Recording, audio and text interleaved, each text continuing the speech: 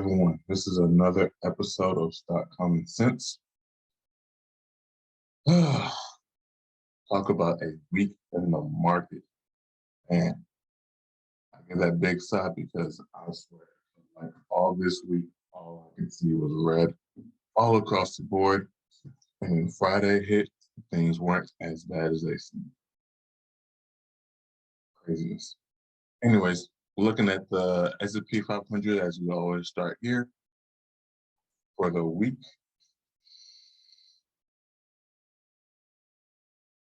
For the week starting on the 9th, S&P 500 ended up being down 1.79%. Now, had you experienced that week, we got to as high as 40.81 and got to as low as 38.58.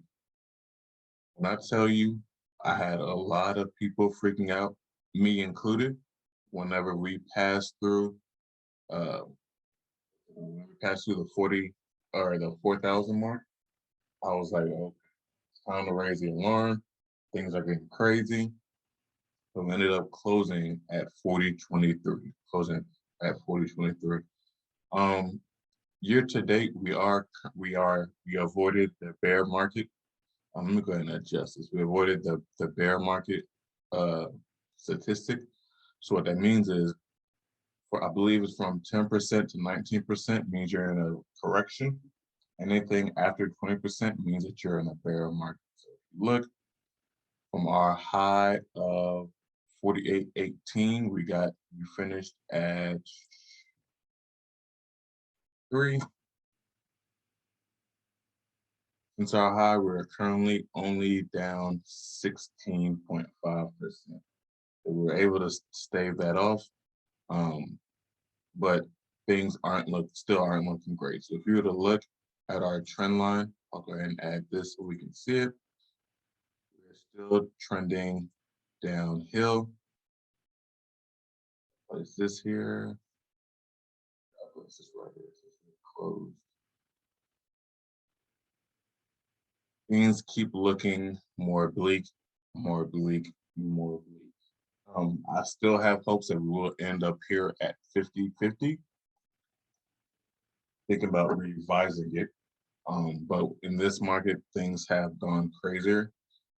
So it's just something that I am currently watching.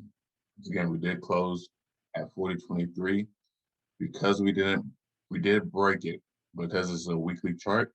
Since we were able to close above this mark, our new support line is 39.50. We want to see how we perform here, and we want to be able to close above 40.52. We want to be able to close above 40.52.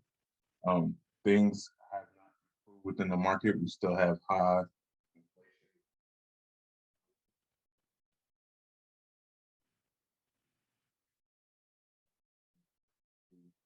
If those things can be tempered, and if so,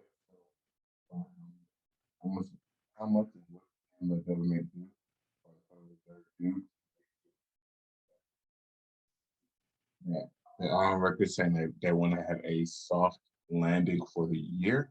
So they want to be delicate as far as interest rates and different factors that they want to improve on. So this is the S&P 500. If we were to go to the Russell 2000 for the week, we're down 1.84%. Once again, you can see this is our resistance line. Our support line, we were able to close above it. There was the support line coming in at 1745, at 1845. So this was a good line for it to hold, and we were able to did break through, but then we broke back out of it. So we'll see how this goes from here. If we were to go to our all-time high to see how far we're currently down, put this mark here. Currently down 27.7%. So we are officially in a bear market for the Russell 2000. But yeah, a couple things that we want to see before we can start to have more upticks. I know for myself, in both the Russell 2000 and the S&P 500, for myself, these are levels that I do like. Could things get much worse? Yeah, stock market could go down to zero. But I'm willing to take that chance with certain SPY options and certain stocks, buying more stocks, whether it's VO or even SQYG, which is one of my favorites. So let's go and talk about the things that are currently happening within the market, or things that will be affecting the market. Number one, we have a baby formula shortage. Baby formula shortage. So go to the stores. If you have a young infant who uses formula, you have been affected. There are certain sure, this is a video, I'm sorry. There are certain parents who will need, or there are parents who need formula. There are also certain parents who need special formulas. And it's been a big drag as far as finding, with shelves being not stocked, it being on back order. It's been tough. It's been really, really tough for a lot of parents. The government's trying to do everything that they can to help soften this blow for parents. A couple companies to look at that are publicly traded, not on the U.S. market though. We have Nestle, we have Dan One, we also have Richter. Now, another company that does perform, or who does make baby formula, we go ahead and look at Abbott Laboratories. We look at their stock price, their 5-year chart. They have slid down as well. They were at a high of 142, currently at 109. You can also see that they are on a downtrend as well. We're to do this. You can see that they're currently down 23.4% as well. And while everything isn't about money, I wanted to show you guys this, because even during times of hurt, you can still capitalize on companies where high demand is in, right? But with the shortage for parents, this is just highlighting how rough things have been within not only this market, but just within the pockets of Americans, right? I've even seen some sickos, I'll put them just like that, sickos, who are buying formula just to resell them at higher prices, right? We saw that happen during the pandemic, where people were selling meth early end of the pandemic, and make it work. That's what's going on. My heart's out to those who have to experience that. Luckily, my daughter next thing that's on the agenda is that we have Elon Musk, who is putting Twitter, or his Twitter purchase, on hold.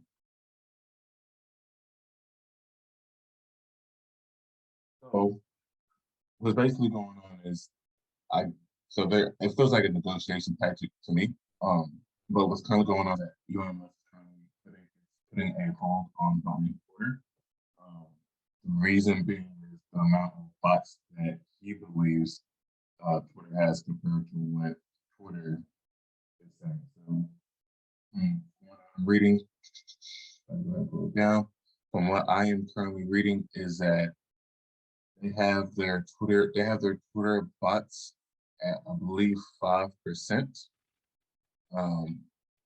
Yeah, so they basically have their stock, or they have their Twitter bots at 5% that they claim, but Elon Musk does believe it is currently more than that. And to me, that's what could be a negotiation tactic to get that stock at a cheaper price. Because he's on the line of quote unquote free speech, and upholding all the rights of, or he basically wants Twitter to be the stomping ground for all free speech, right? You have had certain individuals in, and while controversial, he does feel like they should be able to have their voice. With Twitter being one of the quickest ways to get your voice out without having been represented, this purchase is pretty big to him.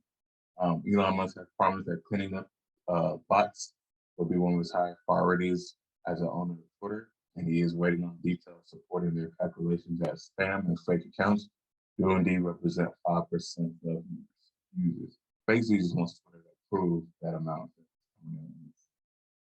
So that is something to watch. I believe during that time as well, the Twitter stock fell. We'll pull it up. TWTR. You can see from where they opened to where they closed.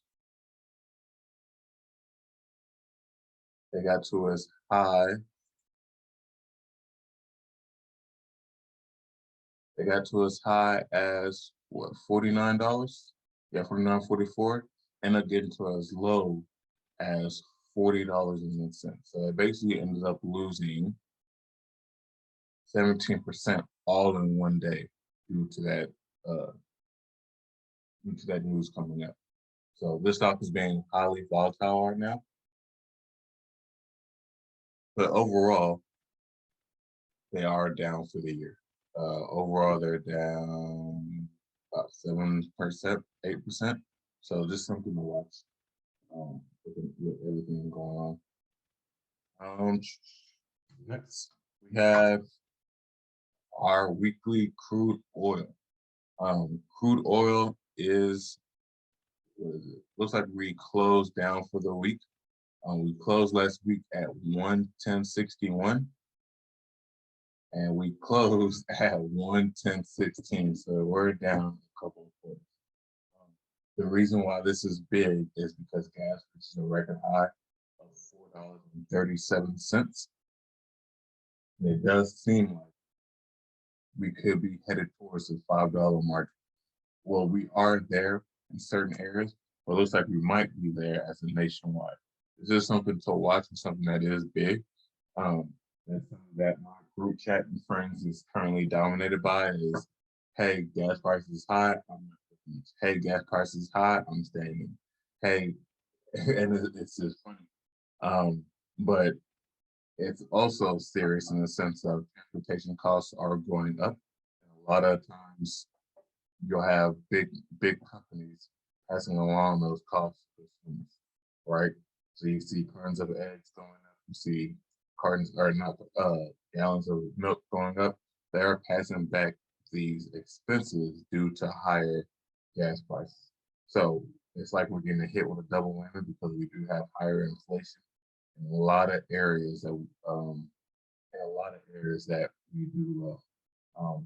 And even within our, we have the summer coming up, you'll be seeing those costs within airlines and travel and leisure places. So just something to watch, something that we talk about every week. The government's trying to get together and trying to bring down. Just be mindful of that. And we'll go ahead and get to our economic indicators. Pull this up. So, start off on Monday the 9th. Filter this on US only. And I'll talk about this. This is also part of my tip of the week. We have our wholesale inventories coming in at forecast, so that's good news. We have the Feds who spoke on Tuesday. They were basically, I'm sorry, I don't know why I can't speak today. During this time, they're basically trying to emphasize that they're trying to not only cut down inflation, but they also want to make sure that the financial stability of the country is intact. So we had Fed Yellen who spoke. We also had Waller who spoke. We also had Nestor who spoke. All right. They also spoke on the fact of where they want their rates to be.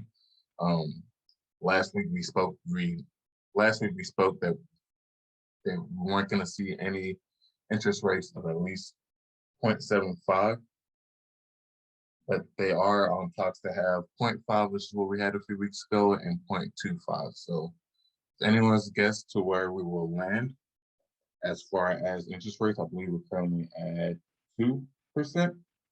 I believe we're currently at 2%. So is this something that we will continue to watch? Moving on to Wednesday, we had CPI numbers. We have CPI being higher than our forecast. So month to month, we were higher by 0.3%, forecast being 0.2%. And our core CPI month to month was 0.6% compared to the 0.4 forecast. Now, here's what I wanted to show you guys. I wanted to go ahead and show you this graph. Using this graph going month over month, I feel like we did peak. If you look at April's month to month, we rose to 1.2%. We've been hovering around the 0.0 or 1.0% and 5 or 0.5%. This reading was around 3%.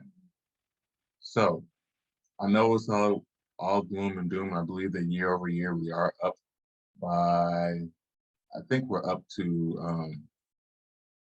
8.3%, if I remember hearing that right. But if we peaked in April, the things should start to slow down. When things start to slow down, we should see the market rebound. We should see good news coming out. This is good news. So I know we still at record highs, but let's say we go from 8.3% or 8.1, wherever we're at, to down to 5% year over year. You'll start to see more optimism. You start to see people being excited that prices are going down or are at least moderating from growing as fast. So this is very, very, very good news. Very good news. Thursday, we had our PPI, with the PPI standing for, where is it? I'm sorry. So this measures the price of finished goods and services. We had a forecast of 0.5. Actual was 0.5, so that was good. Things were good. Our unemployment claims. We have unemployment at, or forecasted at 190K. We ended up having higher claims, which is bad for the economy, at 203. If you still were to look at this graph though, you can see where we've come, right? Earlier, back in 2020, we had 6.6 million jobs, or 6.6 million people looking for a job. And since then, all we've done is just slide down. So if we're to focus just on now, you can see we still have that steady incline, and we are pretty low. So that is good news. It is good news for the economy. For Friday, we're gonna have a lot of major news, so that is good there. Moving on to the stock of the week, or actually, let's talk about earnings. Two stocks I do want to highlight. I can pull them up real quick. Two stocks that I do want to highlight. One of them is Disney. Now, Disney ended up getting pummeled hard. And this is one of the stocks that I really, really like. I really like Disney. But unfortunately, sorry.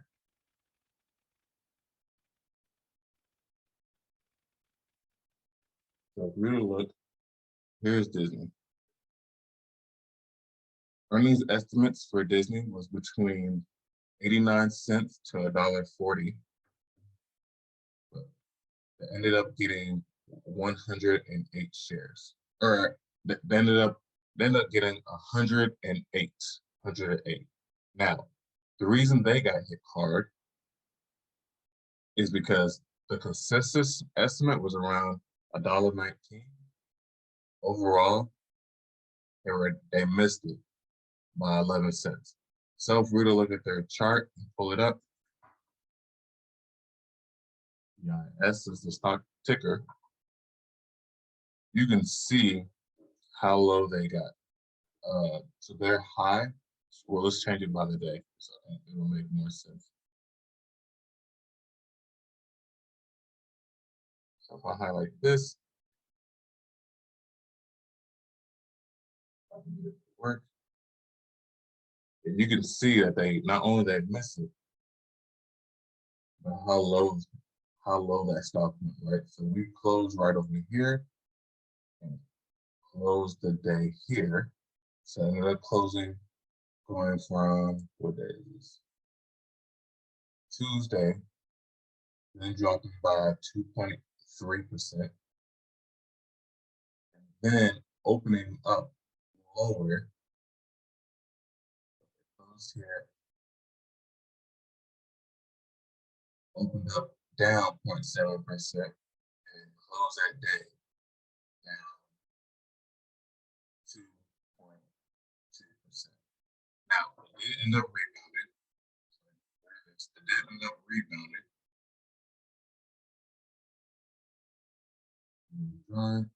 Did end up rebounding right over here, but for the week, it did end up down. Now, the biggest drivers for Disney is their subscriptions and then the parks opening up. So we can see if I pull up some news for you guys as far as like what happened.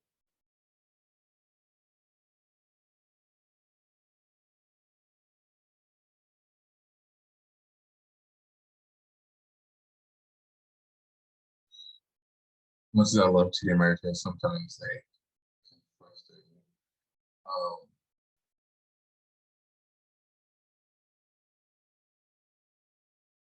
So you can see, and I'll go ahead and read directly from the source. Disney shares are trading lower Thursday after the company reported financial results. Several analysts lowered their price targets on the stock. Disney said that their fiscal second quarter revenue grew by 23%, which is good news, year over year by 19.23%, which is beats their estimate by 18.9%. And they also had earnings of $1.08, which was below the estimate of $1.19. So they did have a strong quarter, reported by Bob Chapman, CEO of Disney, but it wasn't by what they wanted. Their media entertainment grew by 9% year over year to $13.6 billion, and their Disney subscribers reached 137 million, up 33%. They are growing as a company. They are growing overall as a company as they expand on different business areas, but it wasn't by what the street wanted to see. So that's why you see the stock taking a big hit. Now, there were some, like I mentioned before, there were some analysts that lowered the pricing targets. So we had a couple like going from 216 to 151, 218 to 170, 177, 174, 182 to 153, 210 to 167. They did hit 52-week lows on Thursday. But once again, this is a stock that, even at this price on the later, to buy more, especially for my daughter, us being big Disney fans and Marvel fans. This is a company I don't ever plan on seeing going away. So all I do is see this as a big discount for a stock that was extremely high. They got to as high as 203, and they're currently at 107. So if I bring this here, currently a steep decline of basically 47%. So re-rating going all across the board for their own business and for a lot of companies. Now for the stock of the week, we have Callaway Golf. Callaway Golf. You can see this is their 5-year charts. Go ahead and read about them for you guys. Callaway Golf Company is focused on designing, manufacturing, and selling a range of golf equipment. The segments include Top Golf, which is a news to me. I had no clue that they ended up buying Top Golf or owning Top Golf. They have golf equipment, apparel, gear, and other products. Top Golf specifically is a technology in the golf entertainment business with platform comprised of its open-air golf and entertainment venues, revolutionary Top Tracer ball tracking technology, and digital media platform. Other business lines include its Top Tracer range ball tracking technology and digital media. Golf equipment designs its golf products to be technologically advanced for golfers of all skill levels, both amateur and professional. I fall under that amateur. Its golf clubs include woods and iron sold under the Callaway brand, and putters sold under the Odyssey brand, including Toulon designed by Odyssey. Apparel and gear and other segments designs develop sell soft goods products under the Callaway, Travis Matthew, OGIO, and Golf Wolfskin. So this company is a very strong company. The market cap being $4.0 billion.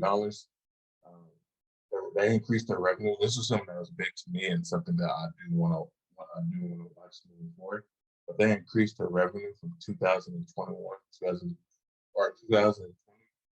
2021 from 1.6 billion to 3.1 billion. So they basically doubled their revenue. And then they increased their OI margins from negative 6.7% to 6.5%. Now, that's the scary part about Callaway, because it looks like they're not able to keep a lot of their funds. So that was pretty alarming to me.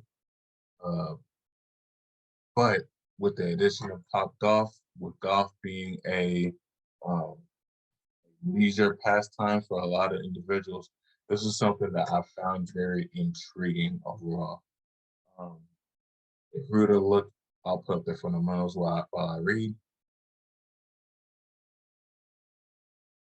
Their performance overall for 1 year, they're down 48%, which is disgusting. For 2 years, they are up 84.7%, and in 5 years, they are up 68%. They're currently down 42% from the high of 37.75, with analyst price targets being $55 as the bull case, $35 is the base case, and $24 as the bear case. Now, if you look, they're currently trading at 21.65, so there is some room to grow. What else do we have? Each year they have increased their total revenue. If you were to take out 2020, because we all know that was a pandemic, but you can look at their growth year over year, right? 2017, $1.0 billion, up to 1.2, then 1.7, down to 1.6, and then an explosion at $3.1 billion. Once again, the thing that I don't like is the operating income being so low, with them being in the negatives last year, but them being able to recoup a lot of those losses and some in 2021. As I stated before, there are owners of the Top Golf brand. So whenever you go out and you go to Top Golf, you know, with some friends, this is a Callaway golf owned asset. Their business areas comprises of golf equipment, which is 49%, golf balls, which is 9%, apparel, which is 28%, and venues, which is Topgolf, eclipsing at least 15%. They're looking to gain market share from competitors like TaylorMade, King, Merca OI, as stated before, coming out at 2.5 or $2.5 million. The thing that I also like about them is that they consistently beat earnings as well. If you look at the last 5 earnings calls that they've had, they've beaten handily. So that is great. That is very great news. This may not be a stock that I buy, and not every stock that I put on here may be a buy, but I do want to be able to show you guys different stock companies so that way you can have your ears and eyes open to what's going on. Have your eyes open to what is going on. So yeah, so I wanted to go ahead and show you guys that, show you the summary. They do have a high beta, so that's something that to also watch out for. And once again, what beta is their relative strength to the S&P 500. So if the S&P 500 is down a few points, if the beta is negative, then that stock should be up if the S&P 500 is down. If they have a high beta and it's positive, if the S&P 500 is down, they will be down worse than the S&P 500. So with their beta being twice, their beta is twice as strong as S&P 500. So they're up in good news, very high, and then they're very, very bad during bad news. So something to keep up with, but they are held. That percentage of their stock held by institutions is 77%. So that is a good sign if you like stocks that are held by institutions. So something to show off. Um, Tip of the week, I wanted to go ahead and show you guys to talk about this real quick. So every week I've shown you guys what's been going on within the economy. Reason being is if you're able to predict or if you're able to see the headwinds that's going on, whether it's interest rates, inflation, whether it's housing starts, all these things show up on this website here, which is Forex Factory. What I typically do is I typically filter for currencies that only affect the United States. So I remove all of those. I keep all my event types. Then I go through the week trying to see what will be going on that may affect us, right? They also show charts, graphs, and things that may be going on for the week. For example, like Tuesday, we have core retail sales, which is basically an economic indicator that shows how strong consumers are within sales. This lets us know, hey, are we buying more, or are we becoming less bullish to spending, right? Um, is this something really interesting to watch? Because during times like this, like during these times, I want to see what's the consumer doing. Are we buying more? Are we selling more? Are there any things I need to watch out for? For example, we also have Powell who will be speaking on Tuesday. That's always big news because he's the head of the Federal Reserve. And so if I can not predict, but if I can see what's going on in the economy, I can help balance out my portfolio to match what's going on. To basically hedge on inflation, hedge on any economic downturns and things of that sort. So, once again, this is Bombi Financial. This is Stock Common Sense. I wanted to thank you guys for listening once again. I wanted to go ahead and remind you guys that we do have a stock club where we do help and show investors how to invest better and more wisely.